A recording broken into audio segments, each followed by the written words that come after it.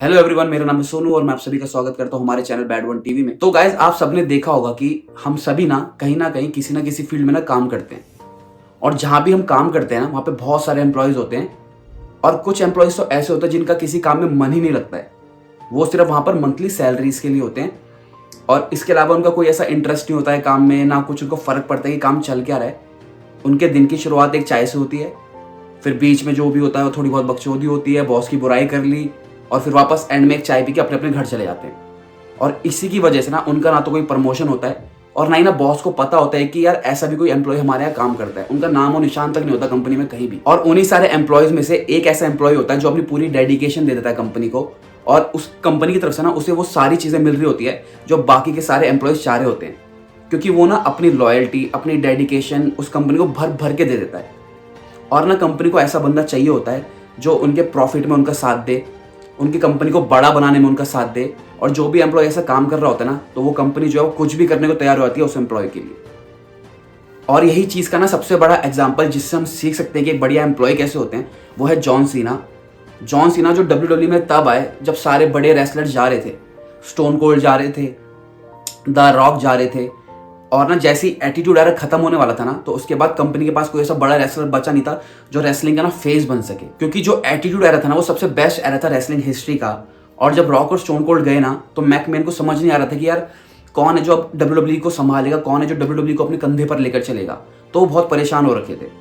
तो तभी उनको क्या पता चलता है कि जॉन सीना करके बंदा है, वो एक रूकी होता है, उसका डेब्यू मैच होता है कर्ट एंगल के साथ, वो कर्ट एंगल को हराता है और वहीं से स्टार्ट होता है रूथलेस एग्रेशन एरा। और फिर देखते देखते ना जॉन सीना जो है सबसे बड़े सुपरस्टार बन गए WWE के।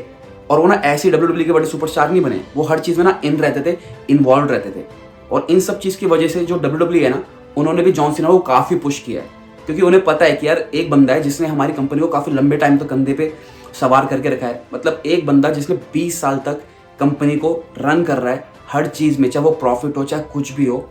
मर्चेंडाइज सेल में सबसे आगे, पेपर व्यू सेल में सबसे आगे, लोग उनको बू कर रहे हैं। मतलब हर पूरे अरीना में बू बू हो रहा है, पर फिर भी क्या हो रहा है, लोग जॉन सीना को देखने ही आ रहे हैं। और जो जॉन सीना है ना, वो हमेशा बेबी फेस रहे हैं और कभी भी ना हील नहीं बनते थे, हमेशा एक ही कैरेक्टर में रहते थे, बेबी फेस में।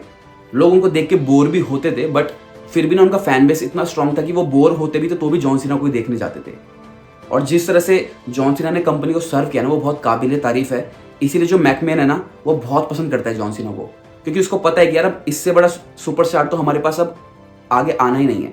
क्योंकि इतने सारे हैं, रोमन रेंज आए, रैंडी ऑर्टन भी है, चलो, और सेथ रॉलिंस है, बहुत बड़े बड़े सुपरस्टार्स हैं। बट जो जॉन सीना है ना, वैसा सुपरस्टार अभी तक नहीं मिला है WWE को, जो एक पोस्टर बॉय है, मतलब जिसकी फोटो पोस्टर पे लगते ही पेपर व्यू हिट हो गया, सारी की सारी टिकट्स बिक गई। ऐसा कोई सुपरस्टार अभी आया नहीं है इनके पास। और 20 साल से फेस होना WWE का बहुत बड़ी बात है।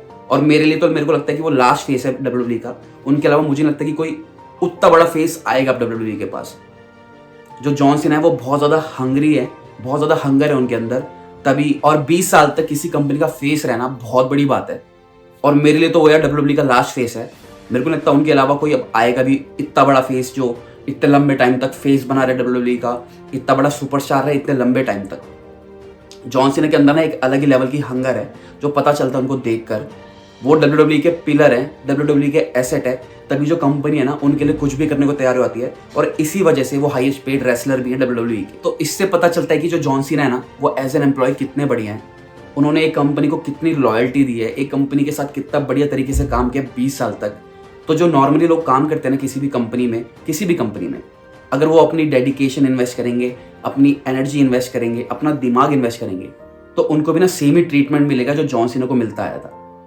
और वो सारी चीजें पा सकते हैं जो भी उनको चाहिए, क्योंकि कंपनी उनको वो इंपॉर्टेंस देगी ही देगी अगर वो अपनी एनर्जी इन्वेस्ट करेंगे उसमें। तो मिलते हैं जल्दी नई वीडियोस के साथ। वीडियोस को देखने के लिए चैनल को सब्सक्राइब करें और वीडियो को लाइक करें। Thank you.